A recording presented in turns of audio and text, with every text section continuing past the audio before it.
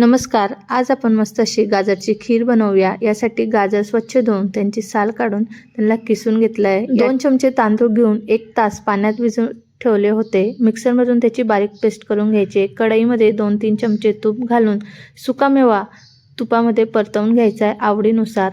त्यानंतर सुकामेवा काढून झाल्यानंतर किसून घेतलेलं गाजर कलर बदलेपर्यंत तुपामध्ये परतवून घ्यायचं आहे. त्यानंतर यामध्ये दूध टाकायचं आहे. फुल फॅट दूध घ्यायचं आहे.